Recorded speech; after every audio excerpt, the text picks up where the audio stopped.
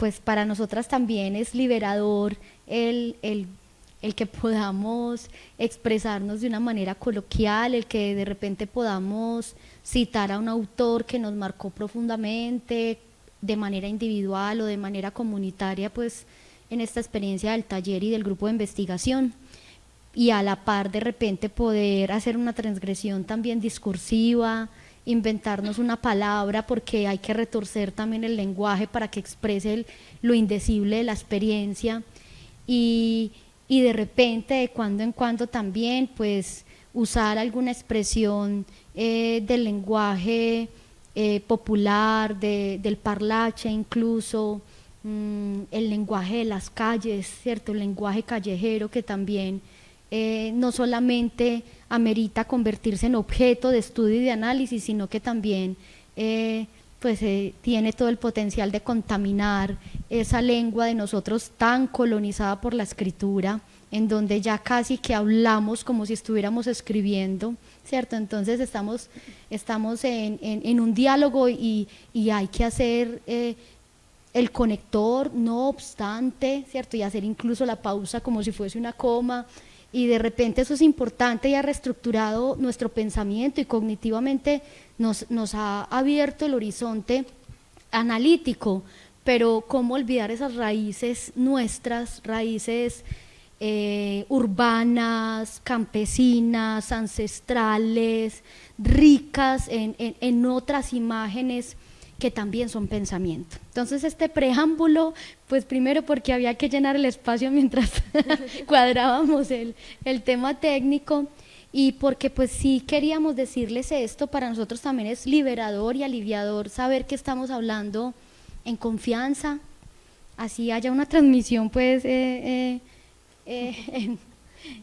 vivo, pero que finalmente estamos entre pares, y entre pares no necesariamente académicos, también entre pares desde el amor por la palabra, que en últimas es el amor también por la humanidad, ¿cierto? Dando inicio entonces a esta presentación y con la apertura de las palabras de la profe Nancy, me presento, mi nombre es Mariana Ramírez y voy a iniciar contándoles entonces como esos motivos por los cuales estamos acá presentes. Me alegra mucho verlos, me hacen sentir como más tranquila, no deja de ser como un poco preocupante estar ante cámaras. Ay, me está llamando mi mamá, bueno, en otro momento. En esta presentación, no sé si podamos darle continuar para contarles entonces a modo de apertura. Hola y bienvenido. Quisiéramos iniciar contándoles qué es un taller, ¿cierto? Y por qué el taller para el grupo de investigación y para el taller de la palabra es un asunto tan importante. Entonces, según CENET, el taller es un lugar en el que el trabajo y la vida se entremezclan, con el propósito de elaborar artesanías o de reparar cosas averiadas. También hay talleres en los que se ponen en marcha diversas técnicas manuales con miras a restaurar, dar una nueva vida a objetos dañados, volver arte lo que otros desecharían por falta de utilidad y crear cosas nuevas a partir de la reutilización de lo existente.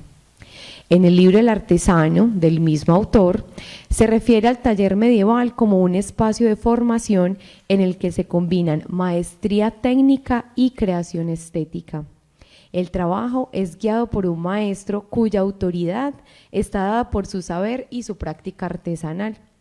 Él muestra cómo crea, enseña su propio trabajo, acompaña a sus aprendices en su formación como artesanos y en el encuentro con su propio estilo.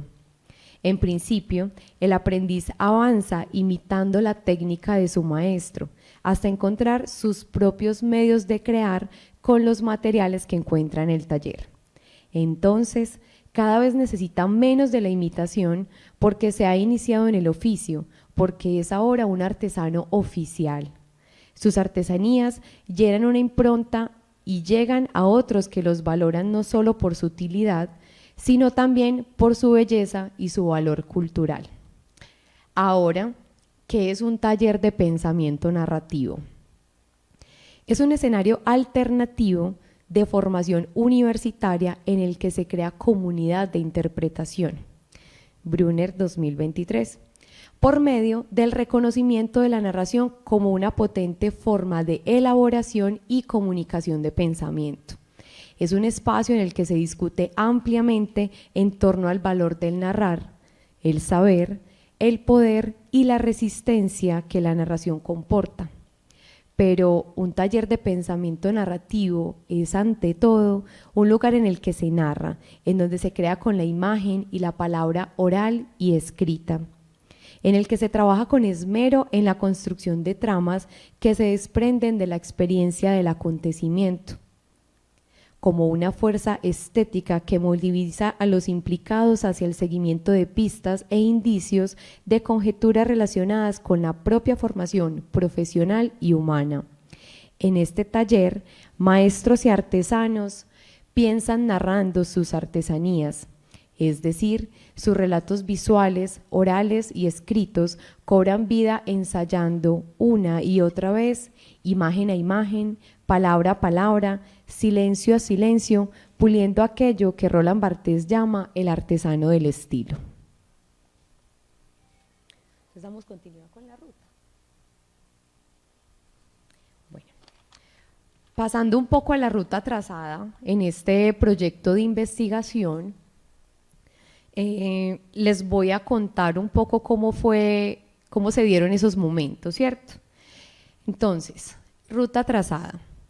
Estos resultados de investigación se derivan de un proceso de investigación-creación desarrollado en el marco de la pasantía del programa Jóvenes Investigadores para el proyecto Diseño, Implementación y Sistematización de un taller de pensamiento narrativo para maestros en formación, que es el proyecto pues, que nos trae acá a colación, el que nos convoca.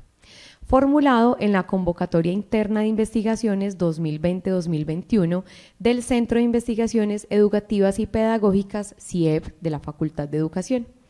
En la línea temática Diseño e implementación de procesos de innovación en la formación de profesores y profesoras, diseños curriculares o estudios de impacto en los programas de pregrado de la facultad con la sociedad.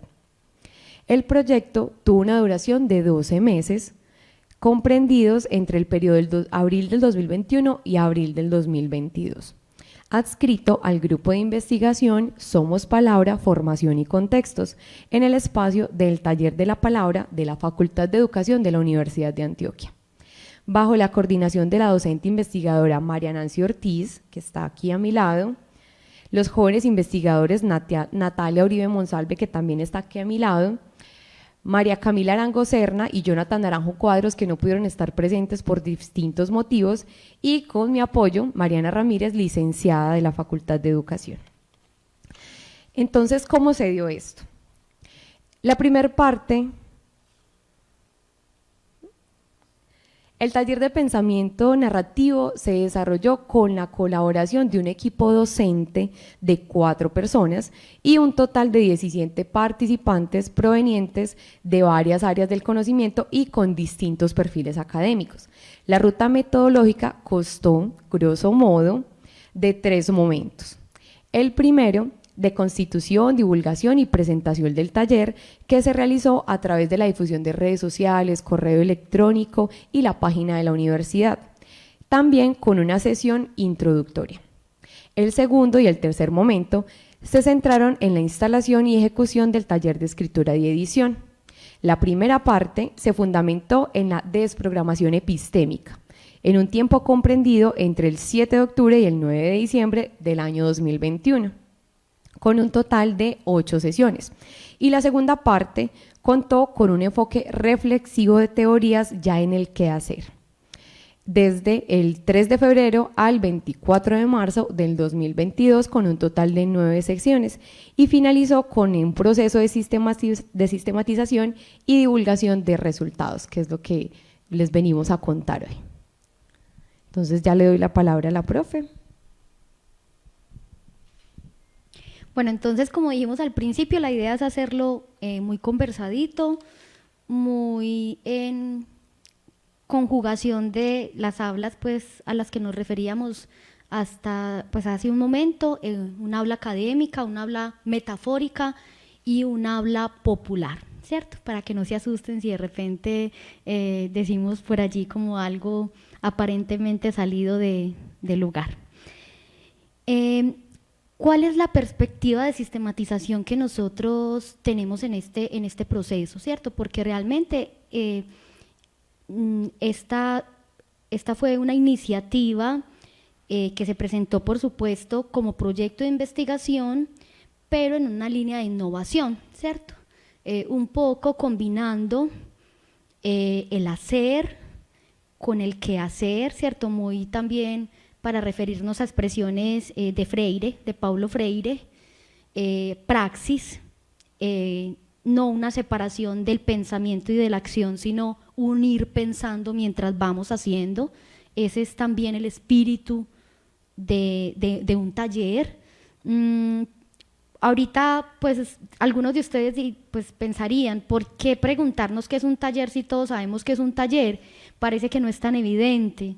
En muchos lugares, cuando llegamos a hablar del taller, en particular del taller de la palabra, pues algunas personas dicen, nos van a poner un taller, porque hay una idea del taller como un cuestionario, o sea, a veces se escolarizan ciertas metáforas o ciertas prácticas que están en el mundo, vivas, en movimiento, y lamentablemente al escolarizarse, no siempre sucede, pero en muchas ocasiones sucede que al escolarizarse se domestican, pierden su brillo, pierden su magia, pierden su vivacidad, pierden el movimiento, la plasticidad que tienen en la cultura.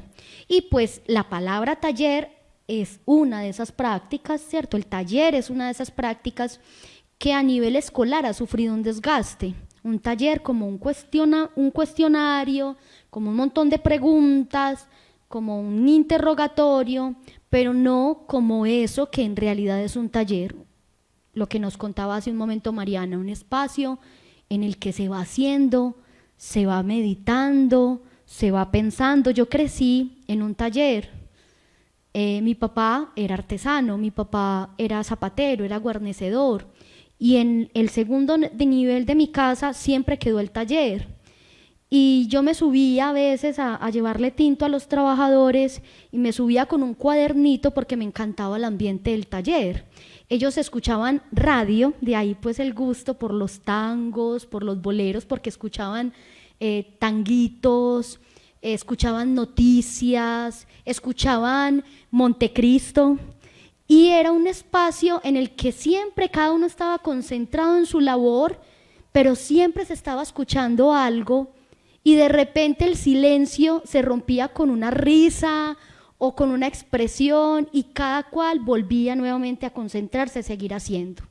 Dice Zuleta que los talleres florentinos eran espacios en los que se hacía metalurgia, se estudiaba anatomía, se hacía también trabajo con las manos, pero también se leían los diálogos de Platón. Entonces, pues todo este carretazo porque quisimos tomarnos en serio esa premisa, ¿cierto?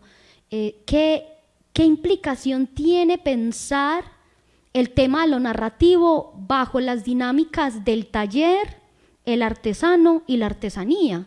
Porque esto procede de un curso de posgrado que es un seminario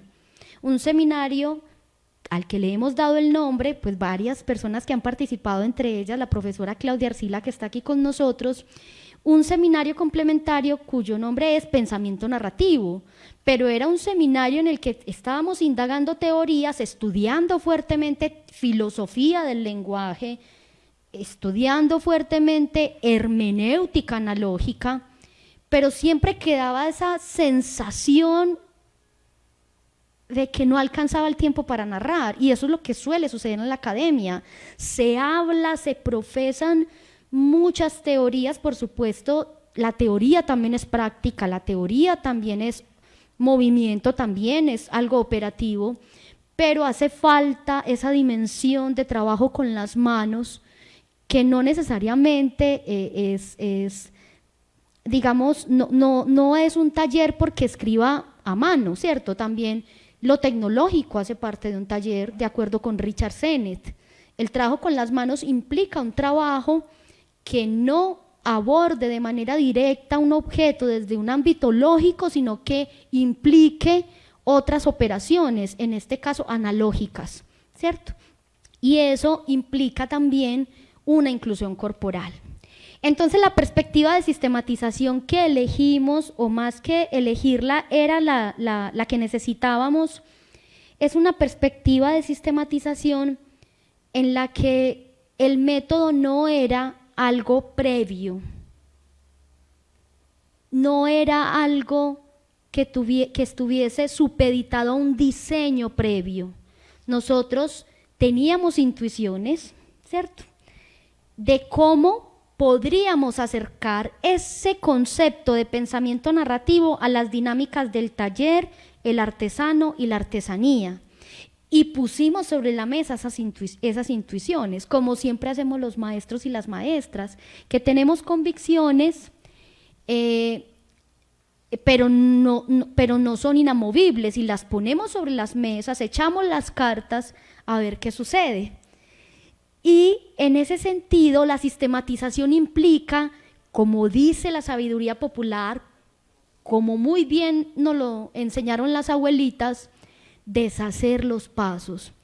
Hemos escuchado esa expresión. A mí me perturbaba mucho en la infancia esa expresión de que alguien se moría y entonces se escuchaban cosas en la casa, o alguien decía, yo todavía lo siento. Y las abuelitas, yo me acuerdo que mi abuelita decía, o recuerdo por allá, o me lo inventé, pero en todo caso es una evocación, está deshaciendo, el finado está deshaciendo los pasos. Y es una imagen, bueno, a la que ya no le tengo tanto miedo, pero sí me parece muy rica y muy interesante, porque creo que es lo que hacemos cuando sistematizamos un proceso. Caminamos y dejamos en el camino indicios, porque nos interesa después ver, igual que a Hansel y Gretel, por dónde es que estamos caminando para podernos devolver a un lugar seguro, por supuesto, ¿cierto? Cuando caminamos y no sabemos para dónde vamos, así como Hansel y Gretel, pues claro, la primera sensación es de incertidumbre, pero hay que andar. Cuando somos maestras, cuando somos maestros, hay que andar. No podemos decirle al rector, ni al Ministerio de Educación, ni al ministro de Educación, por más que sea pues ahorita uno nuevo, no le podemos decir, yo voy a pensar y después actúo. No, hay que hacer, hay que actuar, hay que caminar. Pero entonces vamos a caminar dejando indicios, dejando guijarros, como lo hicieron Hansel y Gretel, guijarros, piedrecitas luminosas, que a la vuelta nos permitan deshacer los pasos. Y ahí sí, mapear, ¿cierto? Cuando yo no sé para dónde voy, yo no puedo hacer un diseño, no puedo hacer un mapa, porque no sé para dónde voy. Y el que investiga, como lo dice Ortega y Gasset, y yo le creo, si se hace una pregunta es porque, si se la está haciendo auténticamente, es porque no sabe todavía la respuesta. Puede tener intuiciones, por supuesto, tiene conjeturas, y es en ese camino también abductivo, porque no es meramente deductivo ni inductivo, sino que va serpenteando entre ambos y entre muchas más experiencias también muy, muy cotidianas y personales, pero el que está caminando no tiene el mapa. Y fíjense que aquí, cuando Mariana hablaba de la expresión desprogramación epistémica, que no la inventamos, pues yo no sé, pues habrá que patentarla, pues realmente eso es lo que hay que hacer, y lo que sentimos que finalmente no sabíamos que estábamos haciendo, intuitivamente empezamos a caminar haciéndolo, y ahorita que ya estamos, bueno, todavía lo estamos haciendo, deshaciendo los pasos, nos damos cuenta de que eso fue lo que sucedió en un principio. Primero hay que hacer una desprogramación epistémica, porque tenemos tan colonizado el pensamiento de las formas hipotético-deductivas, experimentales, cuasi experimentales, empiricistas, lógicas, de pensar, que inmediatamente llega una forma con otro camino, nuestra lógica la rechaza, así como este cuento de Borges, que vimos la diapositiva hace un momento, que tenemos una cita de allí, pues que inspira todo este trabajo de sistematización, que dice así: el secreto, por lo demás, no vale lo que valen los caminos que me condujeron a él. Esos caminos hay que andarlos, le dice Fred Murdoch a su profesor, ¿cierto?, cuando vuelve a la universidad después de estar tanto tiempo entre una cultura indígena. Entonces, no sistematizamos la experiencia porque tenemos pocas cosas claras, pero de las pocas cosas claras está el que la experiencia es indómita. La experiencia no se deja sistematizar, la experiencia no se deja agarrar, es indecible, y nuestro esfuerzo por nombrarla es un esfuerzo, tal como lo plantea Nietzsche en Sobre verdad y mentira en sentido extramoral, es un esfuerzo impotente, pero eso, lejos de desanimarnos a seguir nombrándola, lo que hace es impulsar más que la sigamos nombrando. Y eso es maravilloso, porque si se pudiese nombrar, habría una vez en que se nombró y ya no habría necesidad de volverla a nombrar. O sea, la experiencia es indómita. ¿Qué es lo que sistematizamos? El camino andado. Por eso la metáfora del camino es tan importante acá. Y pues al hacer toda la indagación teórica encontramos que esto no es nuevo, que realmente ni siquiera es una perspectiva posmoderna. María Zambrano lo estaba planteando, ¿cierto?, en Notas de un método. Yo iba a traer todos los libros que vamos a citar hoy, pero el bolso ya estaba demasiado pesado. Pero ese libro es precioso, Notas de un método. Allí María Zambrano le está dando un lugar al método, pero no al método como un diseño prefabricado, que ha dado resultados en la investigación científica moderna, por supuesto.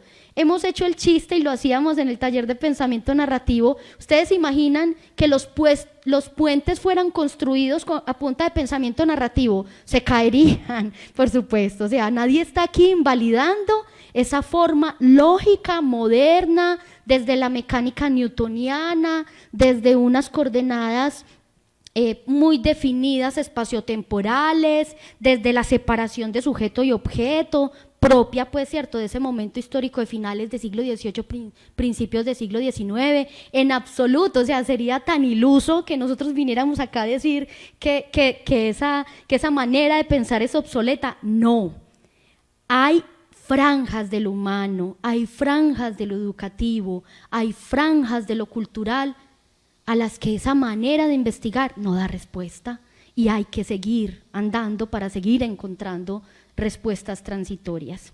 Entonces, esa es la perspectiva de sistematización, y pues la hemos llamado del método al camino.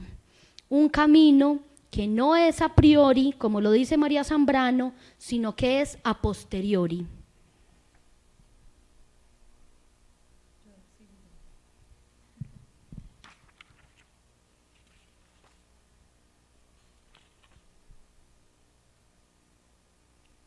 Bueno, 3 momentos, lo dijo Mariana, muy bien. Fueron 3 momentos que ni siquiera los pensamos como esos 3 momentos, porque además pasó una cantidad de cosas que no esperábamos. Fuimos unas locas y unos locos, porque se nos ocurrió que cuando todavía la universidad no había abierto sus puertas, se nos ocurrió tramitar que nos dieran un permiso especial para ingresar y hacer este taller, porque sentíamos que había cosas que era necesario hacerlas allí, pero también entendíamos que estábamos en unas circunstancias en las que de repente, si alguien tenía síntomas, era muy lamentable que se quedara ese día sin la sesión. Y además había personas que empezaron acá en Medellín, y por toda la contingencia, por todo lo que también la contingencia tuvo que enseñarnos, y si no, pues tenaz que sigamos como si nada, pues tuvieron que desplazarse a otros lugares, ¿cierto? personas que estaban en otra ciudad.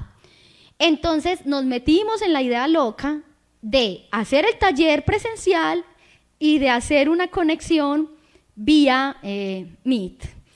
Entonces eso fue como abrir la caja de Pandora, porque teníamos todo bien preparadito, pero siempre se desbarataba. Y entendimos, llegó un punto en el que entendimos, esto es pensamiento narrativo. Abrirnos a la contingencia, permitir que irrumpa lo no establecido, que lo que habíamos planeado tome otro rumbo, porque el acontecimiento llegó y trastocó todos los planes. Entonces esos momentos no eran así en un principio. Ahora que deshicimos los pasos, pues los vemos en esos 3 momentos. Pero en definitiva fue una manera pues también como de ir dándole respuesta a lo que iba sucediendo. Y podemos entender también que esa triple mimesis que Paul Ricoeur en Tiempo y Narración retoma del concepto de representación aristotélico, lo vivimos en cada uno de los momentos, pero también de manera transversal. Cuando Mariana dice hace un rato desprogramación epistémica, pues en últimas eso es también mimesis 2, lo que Ricoeur plantea en Tiempo y Narración como mimesis 2, algo que llega y desbarata, irrumpe y trastoca la relación entre significantes y significados. Y realmente eso no sucede si no se parte de unas seguridades. Por eso vamos a ver en el momento 1 que partimos de unas identidades narrativas, pedimos unos textos previos de los participantes para ir conociéndolos, para ver la emergencia de un yo también en la narración, pero no porque fuésemos a hacer un ensalzamiento de ese yo, una reafirmación de ese yo, sino que nos interesaba partir de esas identidades, de esas seguridades, para ver también cómo podía operar esa desprogramación. Una desprogramación de la propia identidad y de las seguridades también en relación con el pensamiento. Entonces, ese primer momento, podemos seguir con la otra diapositiva. Ese primer momento fue, exacto, fue muy de imagen, fue de dibujarnos, fue no se alcanza a ver muy bien ahí en la presentación, estas son imágenes, autorretratos, pero autorretratos dibujados con hilos de palabras, ¿cierto?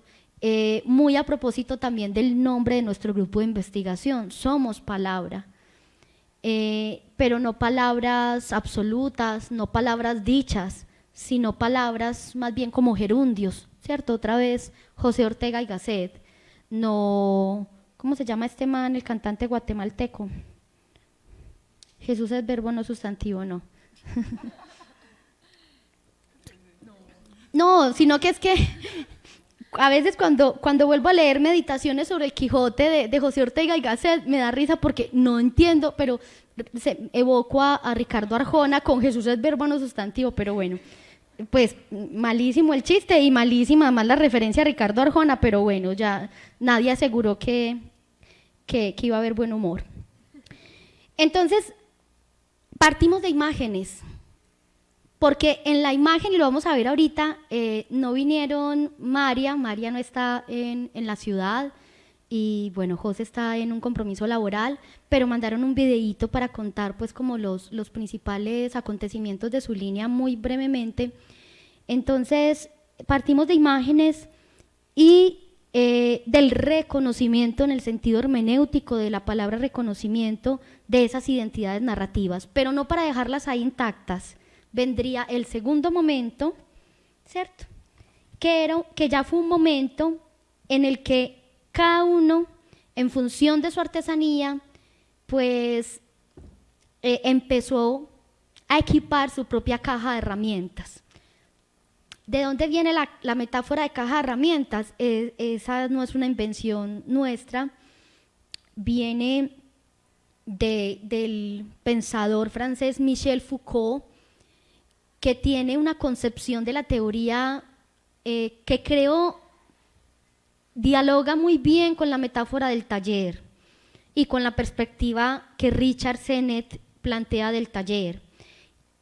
Esta es: los conceptos no son fines, los conceptos son medios, herramientas para comprender el mundo. La herramienta para pensar el mundo, para comprender el mundo, tiene que ser como un martillo, como una sierra, como un destornillador, para desarmar determinado problema e intentar comprenderlo. Dice Foucault, en una conversación que tiene con Gilles Deleuze, muy bella, que se llama Los intelectuales y el poder, cuenta pues la anécdota que esa conversación fue en la cocina de Deleuze. Fue en la cocina de Deleuze. Dice allí en esta conversación: la teoría debe funcionar como caja de herramientas y allí los conceptos deben ser operativos. O sea, la teoría no es una cosa quieta y estática como nos enseñaron, la teoría es una cosa operativa, o sea que la teoría también es una práctica. O sea, esa falsa dualidad entre teoría y práctica se quiebra en la metáfora, en la realidad del taller. Entonces, ese segundo momento fue muy teso porque fue, como lo hemos dicho ya varias veces, lo que pasa es que para nosotros es también como un acontecimiento, un hallazgo bonito, una desprogramación epistémica, un pensar de otro modo y no pensar de otro modo como ese cliché que a veces uno escucha, pensamos de otro modo, ¿cierto? Es que esto es muy diverso, esto es muy... pero ¿cómo? No, esto es de otro modo, esto es distinto, pero nunca se aterriza a eso. Ese era el gran reto de ese segundo momento. ¿Cómo aterrizar un Paul Ricoeur? ¿Cómo aterrizar un Walter Benjamin? ¿Cómo aterrizar Richard Sennett? Autores, ¿cierto?, que en definitiva nos eran difíciles porque estaban planteando hermenéuticas analógicas, analécticas. ¿Y cómo aterrizar eso al hacer? ¿Cierto? Mientras se hace, no en momentos distintos. Entonces allí podemos pasar, hubo varias herramientas. Trabajamos a Roland Barthes, el grado cero de la escritura fue muy interesante en términos de ese artesanado del estilo. Trabajamos el concepto del acontecimiento, la epifanía, esa tensión entre las lógicas causa-efecto y la analéctica del acontecimiento, ¿cierto? El tema de la representación, el tema de la enunciación, la verdad, la relación de la verdad y la referencia metafórica, entre otros. Entonces, ya en este segundo momento, pues tuvimos unas sesiones, rápidamente vamos a hacer pues como un recorrido por esas sesiones.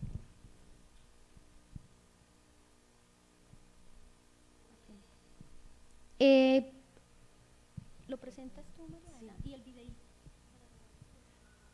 Sí, porfa, nos pueden ir cargando este video mientras les contamos este primer encuentro. Pues ya así como más conversadito, ahorita está hablando un poquito como más técnico. Los primeros encuentros del taller de pensamiento narrativo fueron muy del reconocernos también, ¿cierto? Como de identificar a quienes estaban como participantes, quiénes eran esos artesanos que encontraban allí en el taller de pensamiento narrativo, ese lugar en el cual explorar y reconocerse, ¿cierto? Rehabitarse. Y ya se puede reproducir el videito. Ese enlace no carga.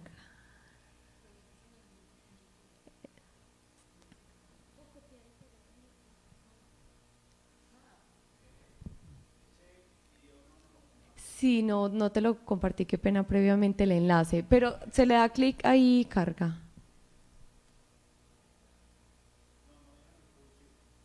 O copiar y pegar en YouTube. ¿Está en YouTube? No deja copiar. Bueno, entonces les vamos a enviar el enlace para que fue una artesanía que hicimos en esa sesión y estuvo inspirada en un texto de Giorgio Agamben que se llama El fuego y el relato. El fuego y el relato.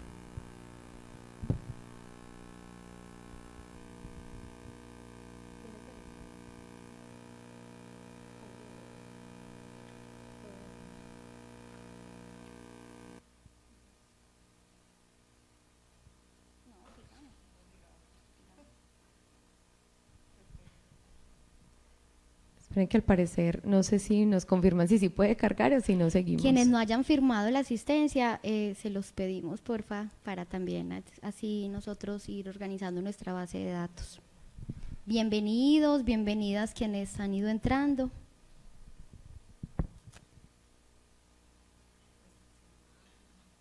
Ah, bueno, no.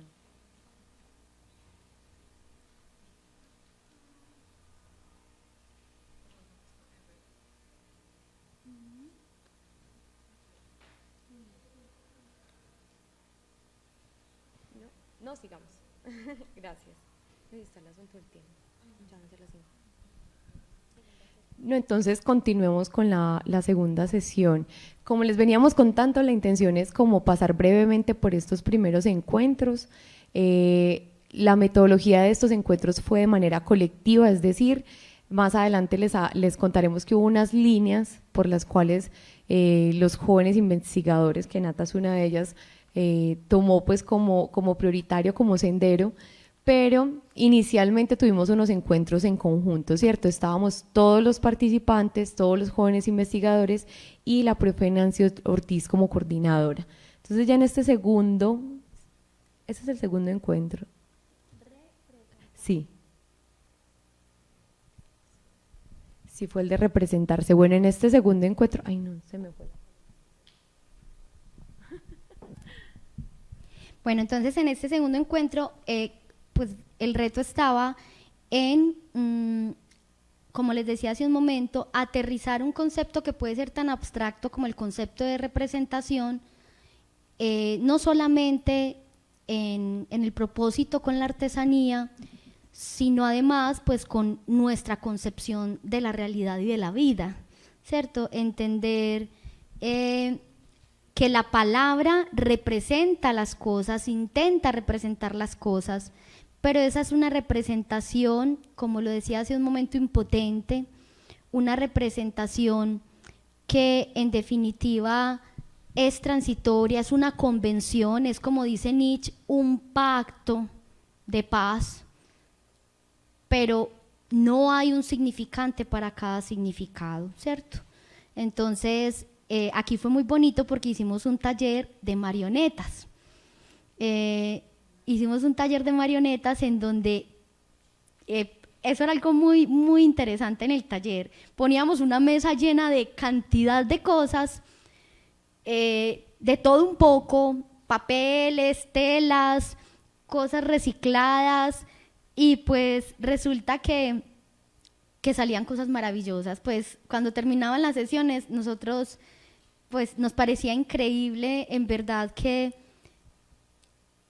pues cómo es como la chispita que hay que, digamos, encender y de repente se enciende un fuego gigante, porque, bueno, aquí hay varias personas de las que participaron en ese proceso, porque siempre que terminaba cada taller pasaban cosas mucho más allá de lo que esperábamos, y pues con este tema de la representación, que además la hicimos también inspirados en un fotógrafo español que se llama Jesús Atienza, que es fotógrafo de marionetas y fotógrafo de títeres.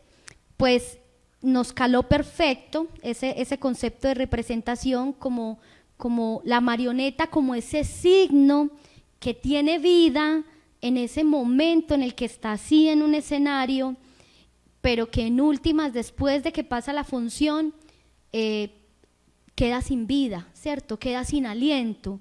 Y lo que hace el fotógrafo es capturar ese momento exacto en que esa chispa se prende y da vida a la marioneta.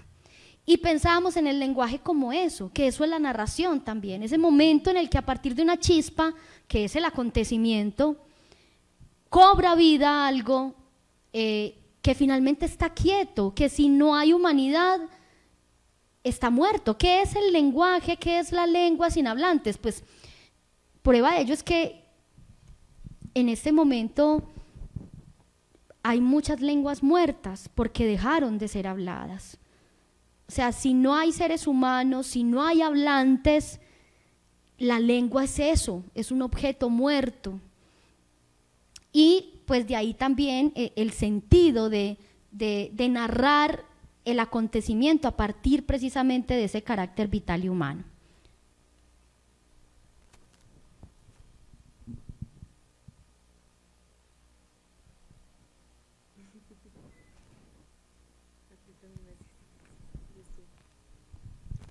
Y precisamente entonces ese concepto también o ese andamiaje, me gusta esa palabra de andamio mucho para pensar también en la teoría y en los conceptos, ese andamio de la triple mimesis que es rickeriano, ¿cierto? Que es un reencauche de la filosofía aristotélica de la narración y de la tragedia, pues, y del poema trágico, nos permitió entender que es que la vida, o sea, que un concepto tan complejo, a veces como tan difícil también de abstraer en la lectura, de tiempo y narración, que son esos 3 tomos gorditos, unos más que otros, ¿cierto? El primero y el tercero más gordos que el segundo, pues que en últimas tan difícil no era, porque la vida está plagada de triple mimesis. Todo el tiempo estamos partiendo de una seguridad, enfrentándonos a una sensación de desprotección, de incertidumbre, de desamparo, de intemperie, ¿cierto? Pues la pandemia, claro que es el máximo ejemplo, y más en ese momento que todavía estábamos allí con tapabocas, que nos sentíamos transgrediendo porque éramos de los poquitos que estaban en la universidad, y era el ejemplo perfecto, pero la naturaleza está plagada de triple mimesis. ¿Qué es la metamorfosis del gusano de seda sino una triple mimesis? ¿Cierto? ¿Qué es la vida? ¿Qué son las relaciones sino una triple mimesis? Partimos de una seguridad en donde creemos que un significante corresponde a un significado. Ya, el amor, yo me casé a los 20 años. Entonces yo cuando me casé yo decía, amor es esto, amor es, ¿cierto?, el significante, y el significado lo tenía clarito. Me casé por la Iglesia Católica a los 20 años, por convicción. Y de repente llega un momento en la vida en el que, dadas determinadas condiciones de posibilidad, y aquí es donde está la diferencia con la lógica causa-efecto, la dinámica, la analéctica del acontecimiento se guía por condiciones que posibilitan el acontecimiento, no por una lógica lineal de causa-efecto. La lógica causa-efecto debe ser, y hablo desde mi ignorancia, pues no soy ingeniera civil, ni conozco a ningún ingeniero civil pues que me lo pueda corroborar, pero por supuesto que debe servir para hacer puentes, con toda seguridad, pero para el ámbito del humano suele quedarse corta.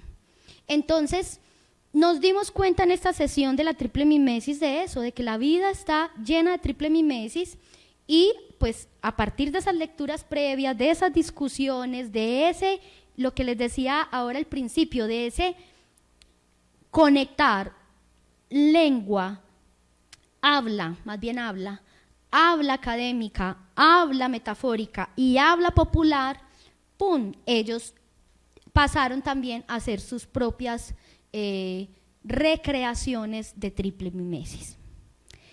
La teoría de la escena fue una sesión maravillosa, fue la sesión más loca, yo creo que de todas. Bueno, algo que hay que decir acá, porque para eso son estas socializaciones, nosotros terminamos siendo otros y otras.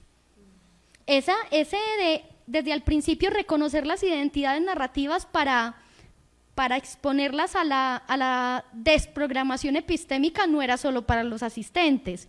Nosotros como talleristas terminamos disfrazados, o sea, las personas del CRAI, de la Escuela Interamericana de Bibliotecología, que nos apoyaban en la parte técnica, eran pendientes. ¿Hoy qué va a haber? Pues porque cada sesión pasaban cosas locas.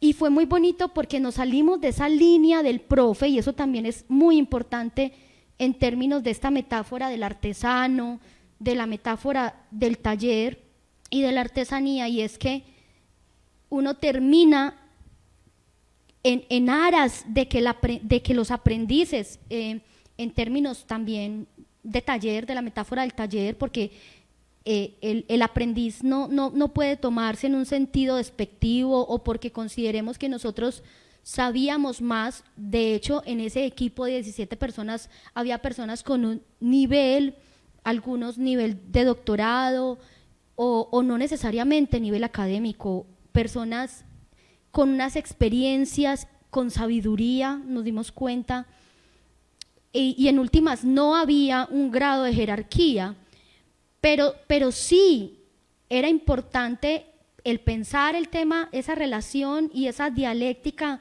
entre el maestro y el aprendiz en el contexto de esta metáfora del taller, porque también hacía que en el caso nuestro enseñáramos con algo que las abuelas, los abuelos, las mamás y los papás saben muy bien, y es enseñar con el ejemplo. Puede sonar coloquial, puede sonar, ¿cierto?, no muy profundo en términos académicos, pero en el pensamiento narrativo eso es fundamental, y en el pensamiento analógico. El maestro, además de los talleres medievales, dice Sennett, no enseñaba algo que él no supiera hacer muy bien. Entonces para nosotras era un reto gigante.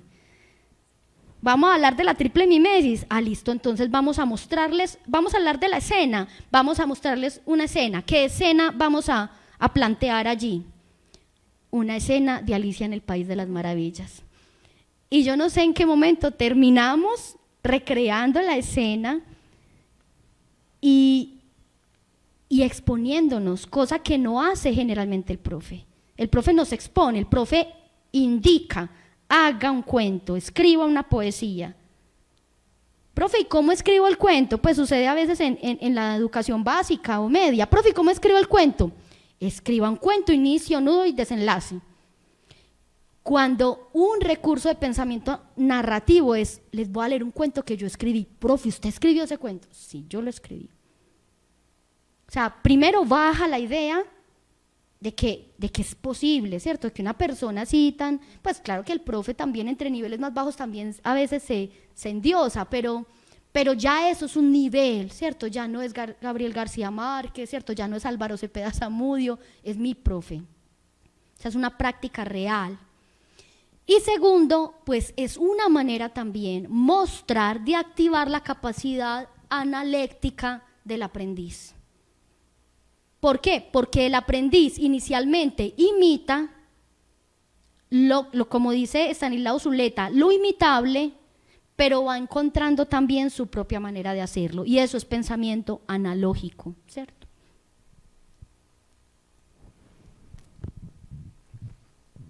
Listo.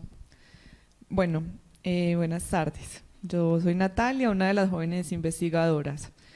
Les voy a contar, a narrar un poco lo que fue esta sesión tan maravillosa. No sé si tengan hambre, les va a dar hambre. Aquí en esta sesión que se titula No solo de pan vive el hombre, no sé qué les suscita ese título de No solo de pan vivimos. También vivimos de las experiencias, de lo que nos pasa, nos acontece en este sentido. Y aquí usamos una metáfora, y fue la metáfora del cuerpo, el cuerpo como con esos sistemas que tiene digestivo, respiratorio, que todo lo que entra tiene que salir, ¿cierto? Imaginémonos nosotros un cuerpo sin metabolismo, pues ¿qué nos pasa? Nos enfermamos. ¿Y qué queda de los alimentos? Pues lo que nos da energía, lo que nos brinda salud, ¿cierto? Entonces acá en esta sesión fue muy bella porque nos recordamos muchas cosas que teníamos en el olvido, que desde la infancia quizás creemos banales, pero nos dimos el momento de parar y volver a retroceder en esas épocas donde no teníamos conciencia, pero nos dimos cuenta que sí teníamos conciencia, porque lo recordábamos. Entonces aquí está la belleza, esa salud del olvido, esa necesidad de olvidar para crear nuevas experiencias, pero también a su vez cuando decimos que olvidamos algo, ¿de verdad sí lo olvidamos? Ahí nos quedaba la duda. Nietzsche, tratamos mucho acá a Nietzsche con lo que él llamaba la asimilación anímica, de que lo únicamente vivido se mete en nosotros, en nuestra conciencia, lo que se podría llamar asimilación anímica. Solo es absorbido por nuestro cuerpo aquello que de verdad ha sido experiencia y se configura como acontecimiento. Entonces, muy en la línea de lo que estamos tratando, justamente, pues de las narraciones que iban a ser el producto final de este taller, queríamos tocar esas fibras. ¿Qué aconteció en usted que quiera salir a flote, que quiera narrar? Entonces aquí nos poníamos en unos conversatorios muy interesantes y unos debates, porque la educación en esto tiene muchas falencias. Y mencionábamos algún término muy inquietante, aquí que nosotros hacemos términos todos chistosos, de bulimia pedagógica. Entonces decíamos como de, es lo mismo, usted va, estudia, se mete un montón de autores, de términos y lo vomita en el parcial, pero ¿y qué le quedó? ¿Cierto? Y eso es lo que está haciendo la academia, y pues consideramos que rumiemos, que estamos comiendo, que estamos leyendo, disfrutemos ese momento. Entonces, nada se asimiló, nada penetró el cuerpo, y uno de los talleristas, de los artesanos, decía como, es muy interesante porque las emociones también es lo mismo, y pasa con el cuerpo. Entonces, cuando uno dice, me cayó al hígado, ¿cierto? No me cayó bien la persona, siento mariposas en el estómago, es lo mismo. El cuerpo es muy sabio y le habla a uno. Entonces, acá hubieron 3 estaciones, por eso es que también se llama carrusel, porque en ese momento ya las 3 líneas que habíamos mencionado de los 3 jóvenes investigadores se presentaron más a fondo, cada uno con una actividad muy relacionada entre sí. Entonces, en la primera estaba, por ejemplo, el compañero Jonathan. Él acá me trajo a colación un poema de Benedetti que se llama Cosecha de la Nada, y tenía una frase muy especial, decía, el olvido está lleno de memoria. Lindo. Entonces leían el poema que les suscitaba, y por allá una tallerista nos decía, eso me recuerda a que mi tía siempre que me ve me dice que siempre se acuerda de mi primera comunión. Pues cosas como tan simples, cosas que ya no, ellas decían así, cosas muertas, ya no existían para mí, cosas olvidadas, pero a la vez que estaban llenas de muchas cosas, ¿cierto? Que lo olvidado queda latente, la memoria tiene hábitos, en los recuerdos todo se mezcla. Entonces acá el compañero les decía, vamos a evocar un desayuno, el primer desayuno de nuestras vidas. Los invito a ustedes que piensen en ese primer desayuno, cuando estaban chiquitos, en el momento, el contexto, qué hacían, qué música sonaba, si su mamá ponía la radio, si veían películas, caricaturas, las noticias, no sé, ¿cierto? Entonces, en ejemplos, decían que aguapanela, migas con quesito, el huevito tibio, mientras veíamos caricaturas, mientras mi mamá escuchaba La Voz de Colombia, ¿cierto? Entonces, llegaban a la conclusión de que sí, uno cree que olvida eso, pero a la final no, está muy latente. Y si tú aconteces, cambias, pero si cambias, recuerdas. Y construir recuerdos con el otro. Todo esto son frases que salieron de ese encuentro, lo que estoy diciendo. Luego, en un segundo momento, estaba la compañera María. Ella es más de lo visual, del cuerpo, más de movimiento. Y lo que hacía, en este caso, era que les ponía a los participantes a que hicieran un cuerpo incómodo. Entonces, ¿cómo es un cuerpo incómodo? ¿Cómo es un cuerpo cansado? ¿Cómo es un cuerpo pesado? O sea, alguna vez nos habíamos pensado eso. Pues yo sé que uno muchas veces, ahí estás como cansada, ¿cierto? Pero verdaderamente, ¿cómo se refleja eso? Y encárnelo. Ella invitaba a eso. Entonces, exacto. Sí, y sí, obviamente incomodaba al sujeto. A alguien que no le gustan esas actividades de moverse, por ejemplo, que son súper quietos, estar sentados, pues esa actividad desconectó completamente. Entonces, acá les invitaba a pensar cuál era el color favorito, pues con el que se identificaban y que dibujaran la silueta de ellos. Entonces vamos viendo cómo se van uniendo las actividades. Y ya por último estaba mi sesión, mi base, que era de sentencias, de pensar en esos dichos populares, en esos refranes, en esas palabras con los que nos levantaron. Entonces, se lo dije, ¿cierto? Cómaselo todo, no deje nada, a que yo lo encuentro. De que cuide ese fundamento, estudie para que no dependa de un hombre.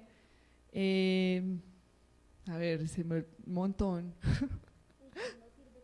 Ay Dios, eso está muy triste. Eso no sirve para nada. Bueno, en fin, sí, esas frases que le quedaron a uno, ¿cierto? Que ahora uno lo sigue escuchando. Entonces, ¿qué nos ha marcado? Y a partir de allí, pues, de alguna u otra manera hemos creado saberes, porque inconscientemente lo hemos hecho. Entonces, por favor, pasa la diapo. Aquí les presento, son los resultados. A la final, ¿qué hacíamos? Con el retrato, con la silueta de cada uno, íbamos situando estos refranes, estas palabras, estas frases, en donde las sentíamos más latentes. Entonces, por ejemplo, la que dijo lo del fundamento, pues señaló eso en sus partes íntimas. El que dijo no sirve para nada, lo señaló en su cabeza, y así íbamos creando como toda nuestra silueta a punta de lo que nos levantaron. Si puedes pasar, porfa, que hay una imagen más diciente. Mira, esta es cuida el fundamento, y acá él lo que hizo fue en la barriga, en la pancita, decía como se lo come todo, o no salga sin antes comer, ¿sí? Salga pero con el estómago llenito. Eso fue en lo que consistió esta sesión. Ya, por favor, pasamos. Ya acá ya estamos, como ya les dijimos, estábamos presentando las 3 líneas, y aquí ya cada uno presentó sus resultados, cada participante se fue por una línea. Bueno.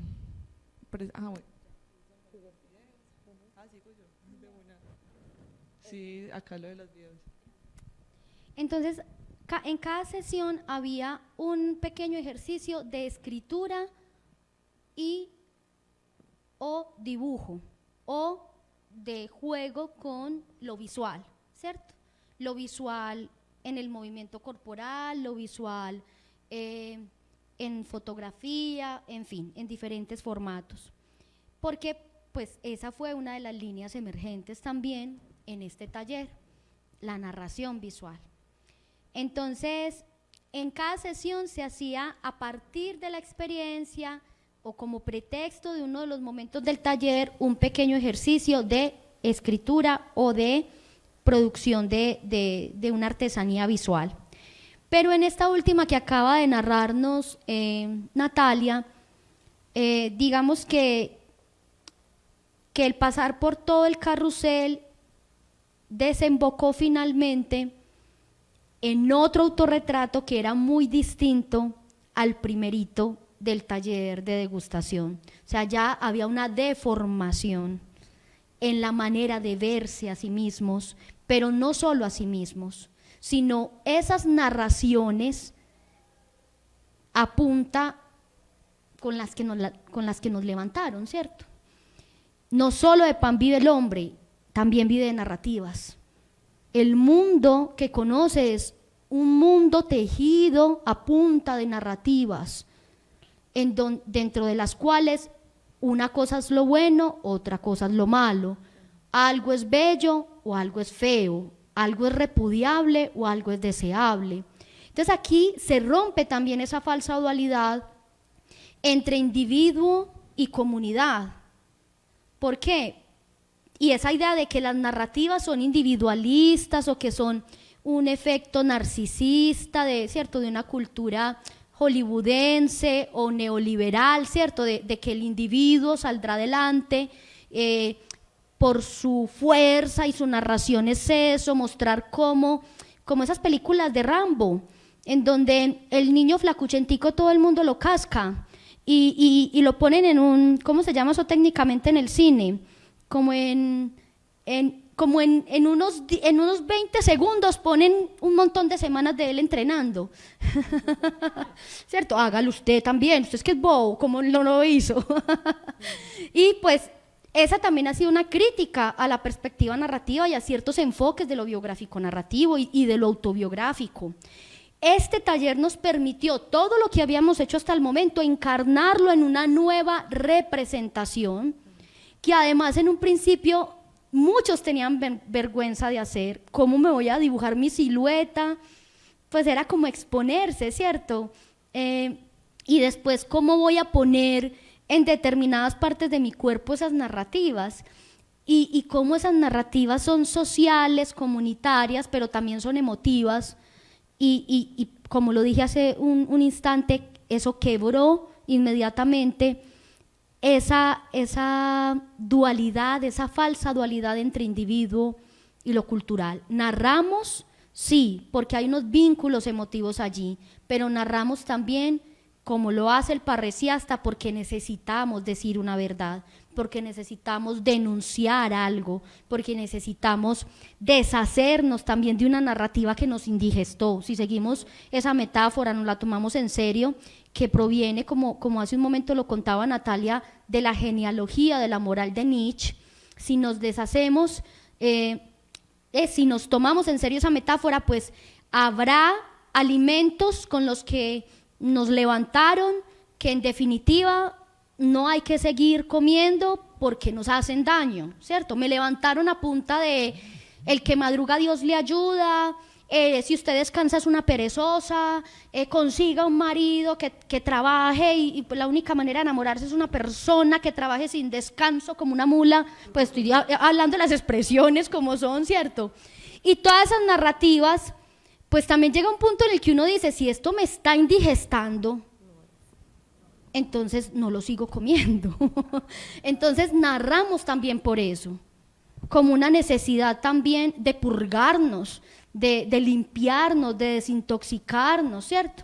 De narrar no es solamente un devaneo, un desvarío que tuve, llegó la musa, me invadió y narré. También hay una adherencia profundamente comunitaria, profundamente social y política.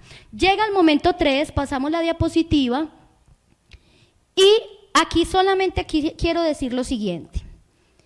Cada grupo, cada persona eligió en qué línea iba a estar, en dónde se sentía más fácil. Si narrando aquello que nos enseñaron era ficción, si narrando aquello que se ha llamado histórico, real, que sucedió, pues al final en los resultados vamos a ver que esos límites empiezan también a borrarse, o si narramos con imágenes, ¿cierto? Cada persona eligió en dónde se sentía mejor. Y aquí solamente agregaré, para que pasemos a los videitos cortitos de los compañeros, antes Natalia también nos va a contar algo de su línea. Ese conejito que está ahí metido en ese sombrero, lo pusimos porque queremos retomar algo que nos narró recientemente la profesora de la Universidad Nacional de Colombia, de la sede de Bogotá, de la maestría en educación artística, y que a mí me enamoró profundamente. Y que sin que ella mencionara taller de pensamiento narrativo, yo sentía que en últimas ahí está. Y pues muy coherente con el tema de pensamiento narrativo, pues es una analogía, ¿cierto? Ella dice: cuando hacemos esto, investigación-creación, ella se estaba refiriendo a esa perspectiva, la investigación-creación, sacamos el conejo del sombrero, lo sacamos, o sea, lo que decíamos ahorita, el maestro que hace, que muestra. Saca ese maestro el conejo del sombrero, lo explica sin que se pierda la magia. Y creo que ese tercer momento fue eso. Necesitábamos bajar todo eso en términos teóricos a acciones concretas. Pero, o sea, necesitábamos técnicas para narrar. Y eso es muy importante en un taller. Miren, el taller de la casa mía, ¿cuánto habría durado si mi papá no hubiese tenido técnica para manejar la máquina guarnecedora? Ustedes se imaginan, nosotros hacíamos forchés, y digo hacíamos porque yo aprendí a tejer la parte pues la más artesanal, no, la suela no, era la parte de adelante, de la carnaza. ¿Ustedes se imaginan cuánto habría durado ese taller sin técnica? La gente que se pusiera esos zapatos todos torcidos, todos, ¿cierto? Lo más malo pues en términos anatómicos, no, la técnica es importante. O sea, explicar cómo se saca el sombrero, ese mago con sus aprendices, explicándoles cómo saca el conejo del sombrero, pero lo explica, y ahí viene el reto, sin que se pierda la magia. Entonces ahí, la siguiente diapositiva, tuvimos algunas acciones. Todo esto pues queda en el informe, en un artículo que también estamos preparando para publicar. Entonces, pensar y compartir el tema de la artesanía a partir del acontecimiento. O sea, esto es muy importante porque no es un maestro con un aprendiz, es un grupo, es un taller. Aquí viene también el papel de lo colectivo. Volver a escena el acontecimiento, o sea, coger el acontecimiento y aterrizarlo en una escena. Ahí fue cuando nos disfrazamos pues del cuento de Alicia en el País de las Maravillas. Darle forma al narrador en la escena. ¿Quién narra? Mantener eso, ¿cierto? Preguntarse en qué momento hubo un salto de un narrador a otro, o de un diálogo al narrador, y si eso es consciente y si tiene un efecto de sentido dentro del texto. El aquí, el ahora y el yo de la narración, eso es pura teoría de la enunciación. Luego de escuchar nuestros avances, conversar sobre las relaciones entre tema, trama, mitos y las artesanías. Revisar la triple mimesis en cada relato. Generar un diálogo reflexivo con la verdad narrada. Bueno, entonces ahora sí vamos a escuchar en esas tres líneas, de manera muy breve, a los tres jóvenes investigadores que estuvieron al frente de cada línea. Bueno, primero ellos, ¿o qué? Ya pusieron. Un investigador del proyecto Diseño, Implementación y Sistematización de un taller de pensamiento narrativo para maestros en formación. Voy a hablarles de mi experiencia en el proceso y específicamente de los resultados de la línea ficción vehículo de la verdad. Luego de que sentamos las bases para entender lo que es el pensamiento narrativo, comenzamos a explorar el eje temático de la línea. Fue clave para ese proceso profundizar en el concepto de metáfora, entender que nuestro lenguaje, más allá de la función poética, estaba constituido enteramente por metáforas, nos abrió a un abanico entero de posibilidades. En ese nuevo panorama, aquello a lo que llamamos realidad no es más que una interpretación dominante y hegemónica del mundo. Esto nos permitió explorar nuestras propias visiones de ese mundo preconfigurado.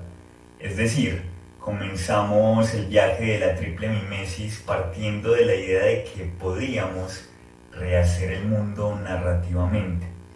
Pienso que fue esa la motivación principal para iniciar la construcción de nuestras tramas.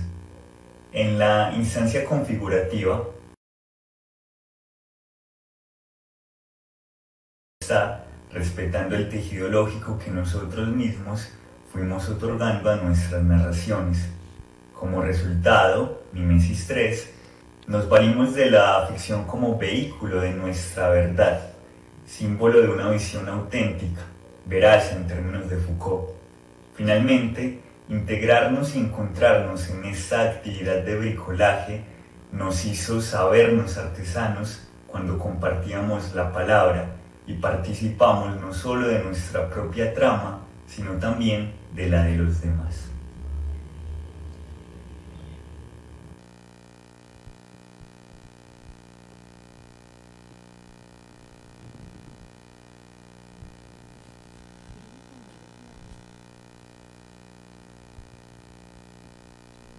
Ya puede continuar el otro video.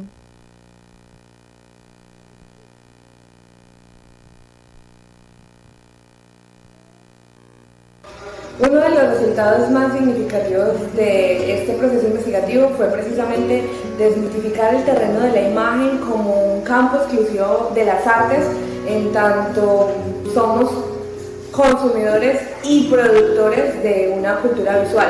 Una cultura que está hecha de imágenes, de aparatos visuales en las tecnologías visuales.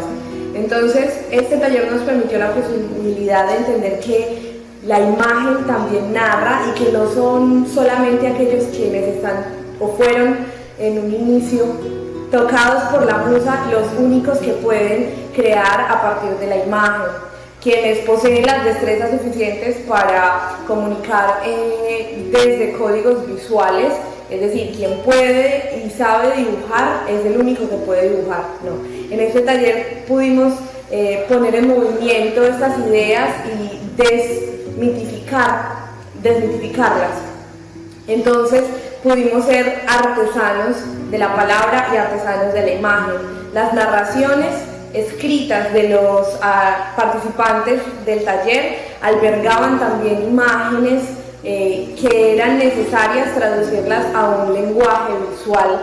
Todo el taller fue una constante el asunto de como que los participantes sintieran que no podían darse la licencia a crear desde la imagen, pero al mismo tiempo estaba en ellos constantemente, en sus narraciones y en su discurso, la imagen albergada.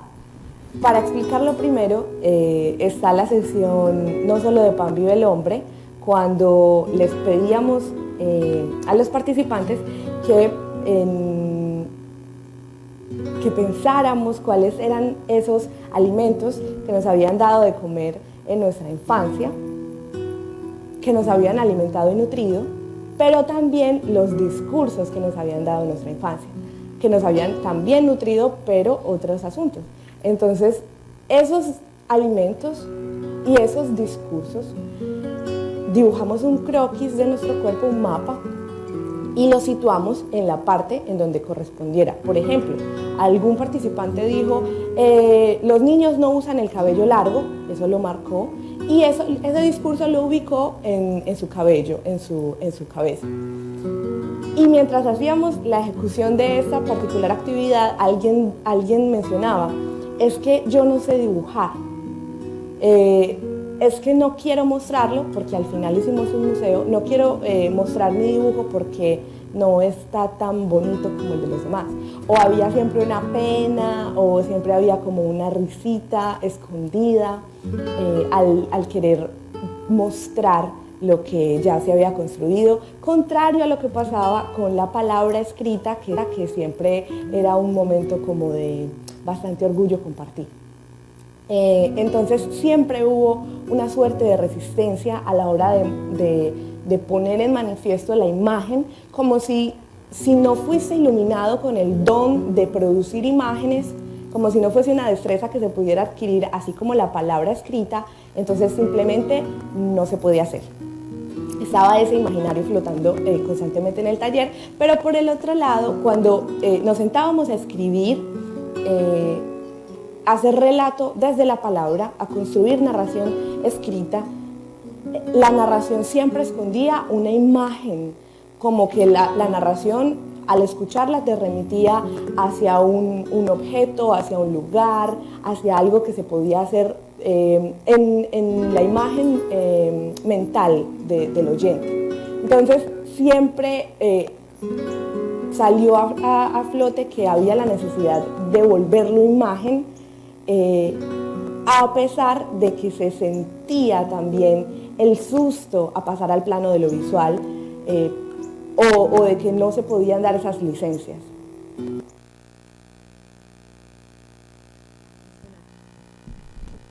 Bueno, podemos por favor volver a poner la presentación. Entonces ya están las dos líneas, faltaría entonces la tercera, que es la que me corresponde: maestro compositor de tramas, tensiones entre narración y escritura académica. No hice video porque acá estoy.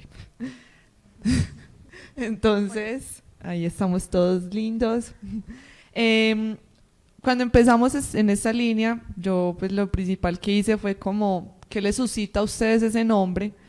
Y pues acá hay algunos apuntes de que la academia cercena y encasilla las ideas de los estudiantes, quizás hasta quita la imaginación.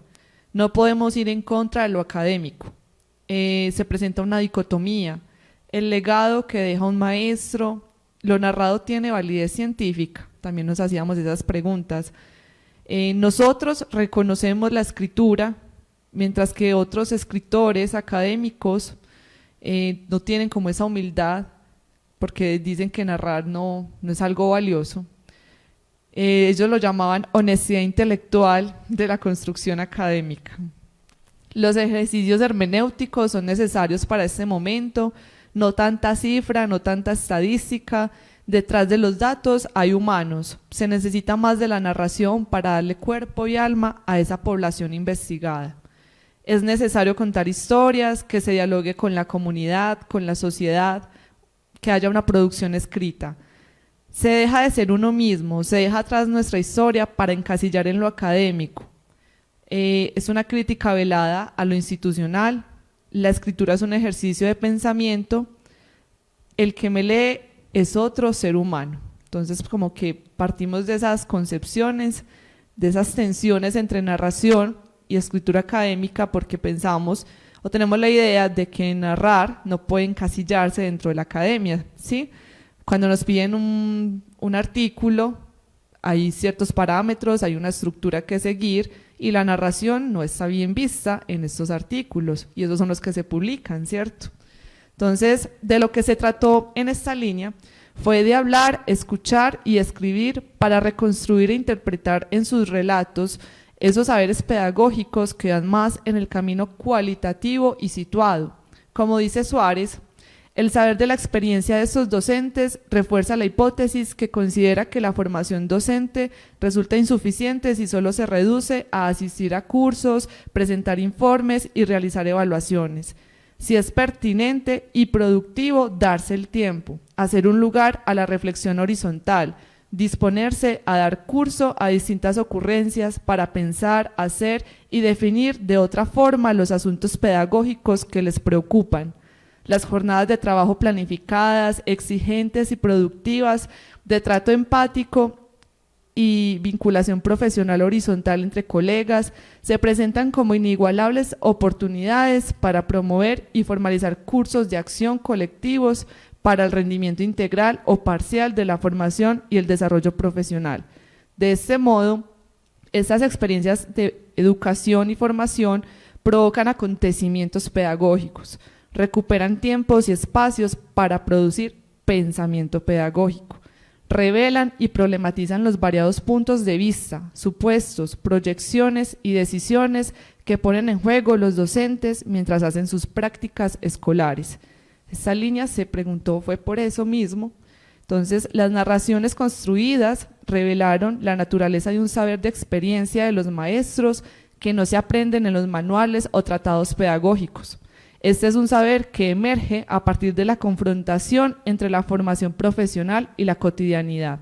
Se trata de una conjugación de conceptos, nociones y teorías aprendidas con las vivencias espontáneas e impredecibles que tuvieron una repercusión en nuestra existencia, un acontecimiento.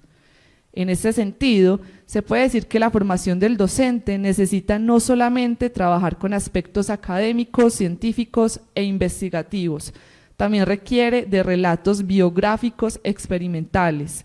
Se incorpora entonces la teoría narrativa como procedimiento para obtener saber educativo, pero además lo narrativo entra en relación con la propia práctica educativa.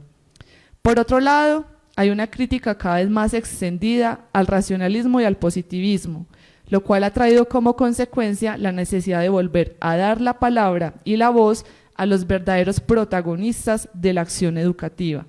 En este sentido, el interés actual en los relatos puede ser visto como la expresión de una actitud crítica del conocimiento, como racionalidad técnica, como formalismo científico y del conocimiento como información.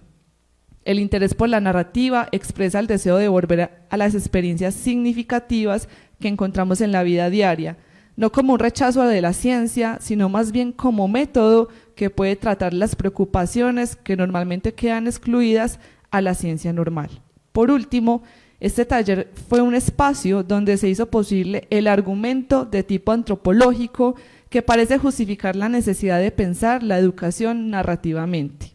El argumento consistió entonces en afirmar que la vida humana es, de modo esencial, histórica.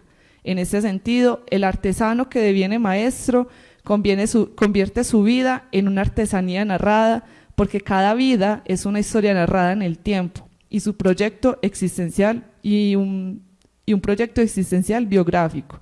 Concebir entonces la práctica pedagógica como relato creador de saber es darle al maestro un papel de escritor y lector de sí mismo.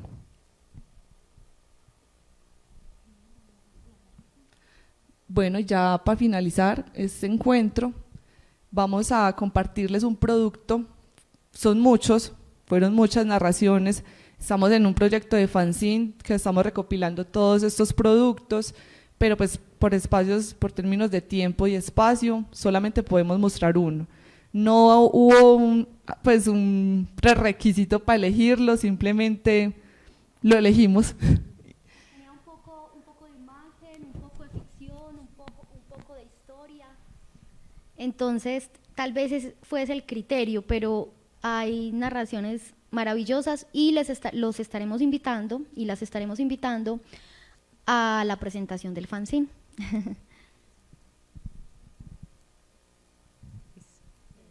Entonces, la narración que realizó una de nuestras artesanas se llama Ruidos Nocturnos. Esto tal cual es el producto de ella.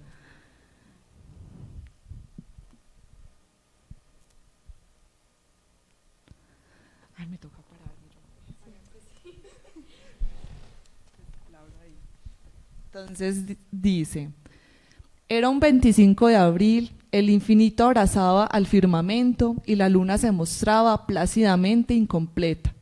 La noche ya prometía un nuevo renacer al día siguiente y el agotamiento me obligaba a trascender a la realidad de los sueños, mientras la ficción de la vida me exigía atención a lo que podría pasar esa noche.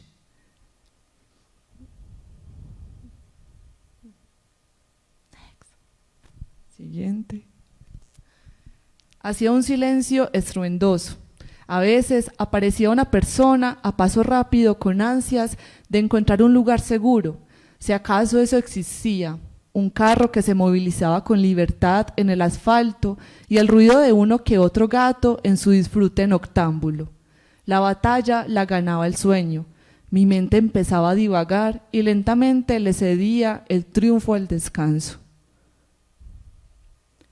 Mis párpados estaban cerrados y ya mi alma entraba en reposo cuando escuché el fatídico ruido que me invocó a dejar la cama. Los sonidos fueron contundentes. Una botella de vidrio quebrada en múltiples pedazos, los pasos acelerados de quien huye y los gritos de alguien al que se le escapa la vida. Mi reacción fue inmediata. Me levanté de la cama y salí corriendo hasta el segundo piso, mientras la intuición me narraba desgracias al oído. Al momento de llegar, encontré la escena casi intacta. Una mujer tendida sobre el suelo, con un golpe en la cabeza, del cual salía sangre a montones. Estaba casi inconsciente. Solo pude ver sus ojos que pedían ayuda mientras se les escapaba la voz. El autor del acto había huido cuanto antes. La respuesta fue inmediata. Busqué un carro en medio de la carretera y le pedí ansiosa que se dirigiera al hospital más cercano. Era un asunto de vida o muerte. Mis manos cercanas al cuerpo moribundo trataron de auxiliarla. La sangre se deslizaba por su cráneo y llegaba hasta mis dedos para recordarme la fragilidad de la vida y la violencia inminente de un país feminicida. Sentí cada centímetro de viaje hacia el hospital como si cada tramo lo recorriera descalza. Me bajé con ella en manos, en tanto de mis ojos se desprendían gotas amargas y mi voz se fugaba entre el llanto. El personal médico me miró confundido mientras trataba de articular palabra. Tuve que apartar el dolor para poder suplicar la ayuda. Mis palabras fueron atendidas. Ella pudo entrar al centro de salud y recibir la atención necesaria. Yo me quedé afuera con la cabeza llena de confusión, las manos manchadas de sangre y el rostro lleno de lágrimas. El dolor que me invadía era inexplicable. Solo me acompañaba la soledad y la incertidumbre. Lo único que pensaba era en anhelar en que al amanecer aún tuviera a quien decirle mamá.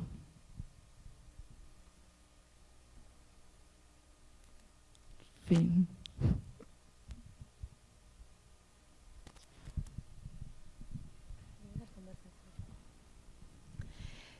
Bueno, luego de esta lectura de una de las artesanías derivadas de este proyecto de investigación, nos gustaría escucharlas y escucharlos. Vamos a buscar también si en el chat de Facebook hay preguntas, pero quisiéramos saber en primer momento si alguno de ustedes tiene un comentario, una pregunta, algo que quisiera ampliar, una intervención pendiente desde hace rato con ganas de salir.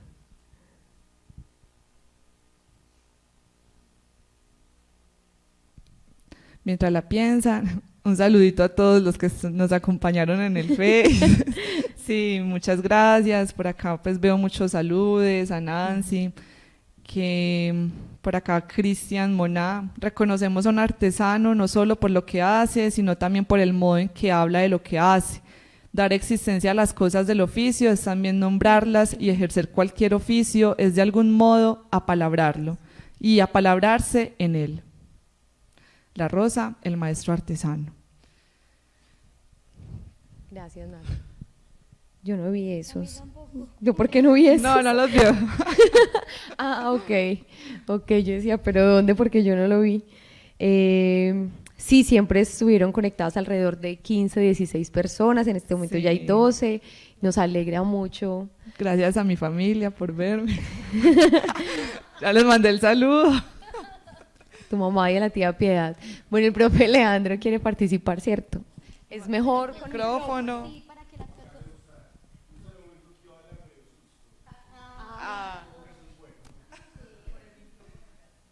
Es muy probable.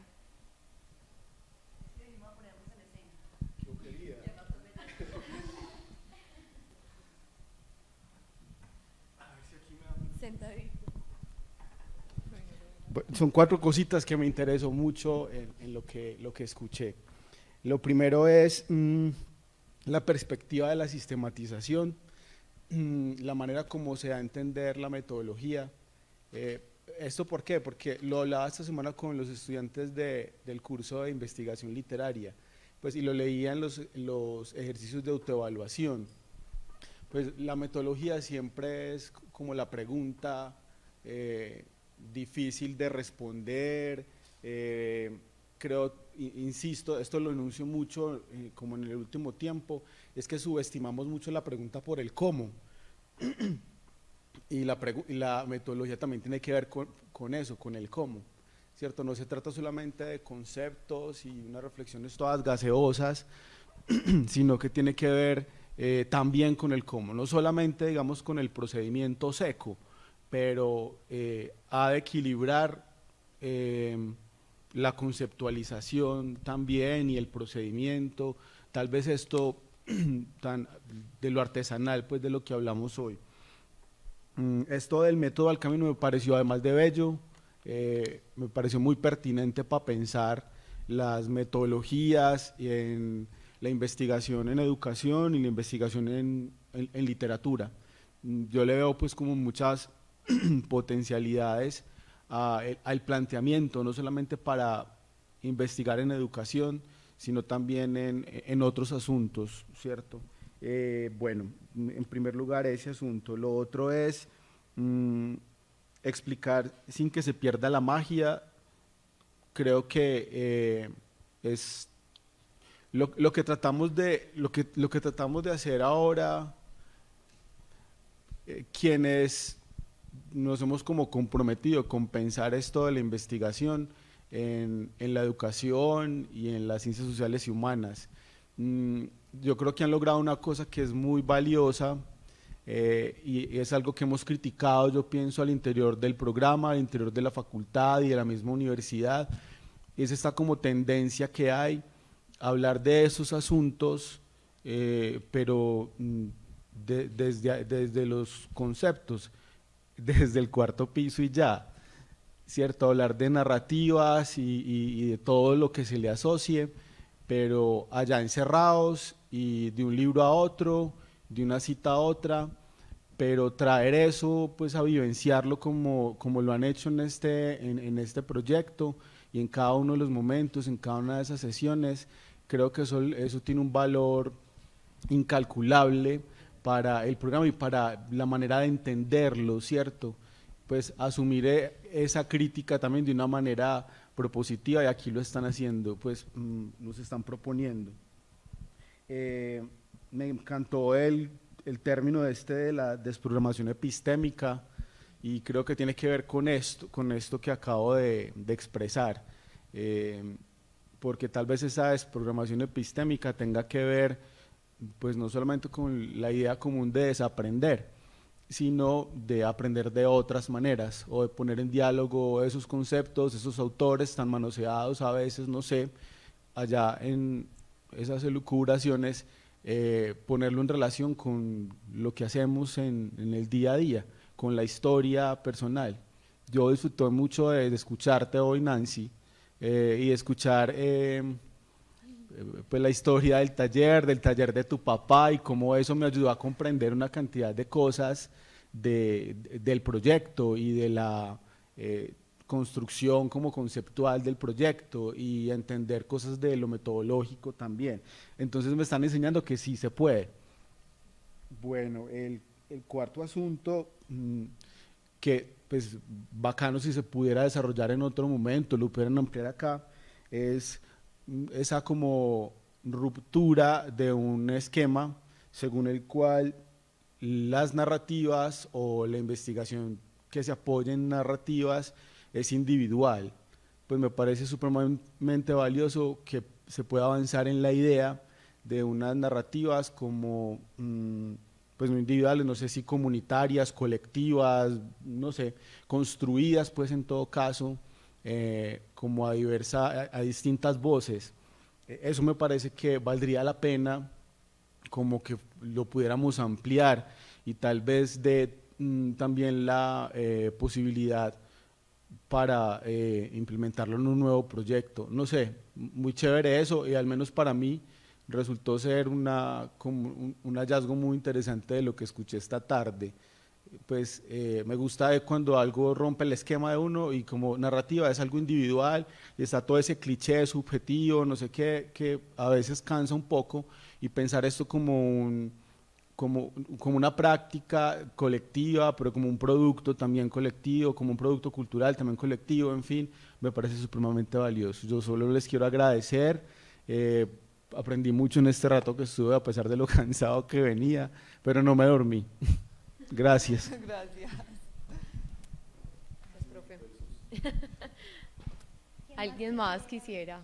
Bueno, pero algo cortito con este tema de lo comunitario, pues en definitiva lo vivimos, fue fundamental, pero hay dos autores claves, Jerome Brunner en La fábrica de historias, principalmente, pues en muchas otras obras, La educación puerta a la cultura, Actos de significado, pero principalmente en La fábrica de historias, que tiene un subtítulo precioso, Derecho, literatura y vida, es el subtítulo de La fábrica de historias.